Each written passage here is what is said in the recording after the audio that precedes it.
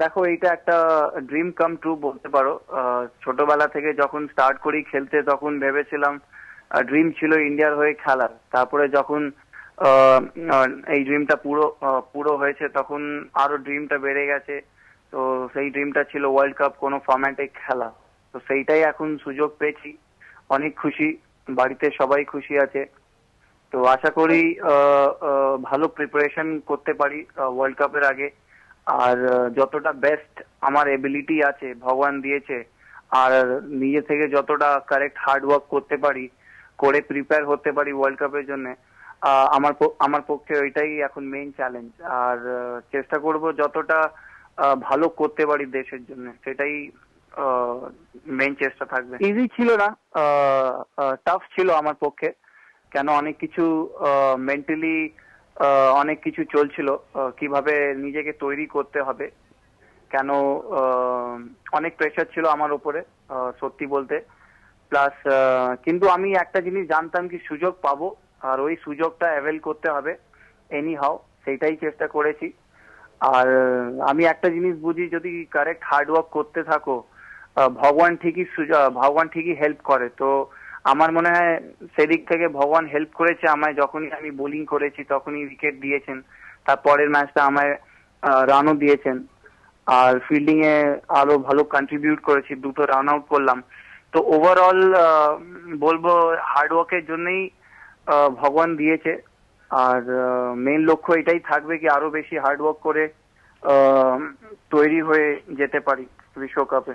Advantage তো হয়, সবসময় অ্যাডভান্টেজ হয়। কেন, আগে যদি ওই দেশে কন্ডিশনে পিচে খেলার যদি এক্সপিরিয়েন্স থাকে, অ্যাডভান্টেজ তো হয় অবভিয়াসলি। সেটা হালকা থাকবে অ্যাডভান্টেজ। আর এখন লাস্ট ম্যাচ যেখানে খেললাম সেখানে নিউলি রিলেড পিচ ছিল, আরো বেটার হয়ে গেছে। আগেকার মতন না, যেটা স্লো টার্ন হতো, অনেক টার্ন প্লাস স্লো থাকতো, এখন ভালো হয়ে গেছে। উইকেটটা ব্যাটিং এর পক্ষেও অনেক ভালো হয়ে গেছে, বোলিং এর পক্ষেও অনেক ভালো হয়েছে। তো ওই অ্যাডভান্টেজটা অবভিয়াসলি থাকবে। So so let's see, let's hope for the best. সবসময় ছোটবেলা থেকে নিজেকে অ্যাজ আ অলরাউন্ডার ভেবেই দেখেছি। বাট আনফর্চুনেটলি আমি আইপিএল এ সেভাবে সুযোগ পাইনি বোলিং করার।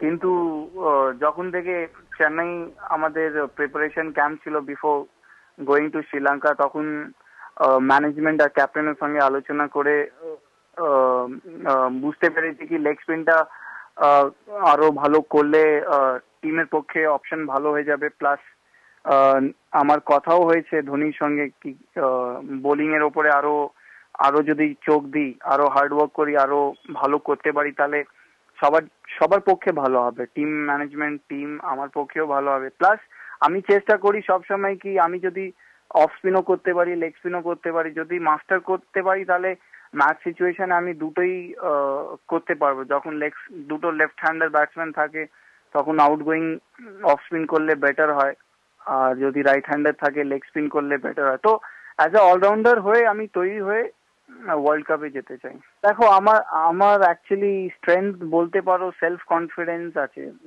আমি সবসময় নিজের সেলফ কনফিডেন্স কে একটা জায়গায় মেনটেন করে রাখি। যদি আমি 0 করি বা যদি আমি 100 করি, আমি নিজের কনফিডেন্সটাকে কখনো লো করি না। তো ওইটাই আমার মনে হয় স্ট্রেংথ আছে। তো সবসময় যাই যাই সিচুয়েশন হোক আমার ক্রিকেট ক্যারিয়ারে, প্রফেশনাল ক্যারিয়ারে, আমি সেই কনফিডেন্সটাকে নিয়েই এগিয়ে চলেছি। সো কনফিডেন্স ওই দিক থেকে আমার কখনো ডাউন হবে না।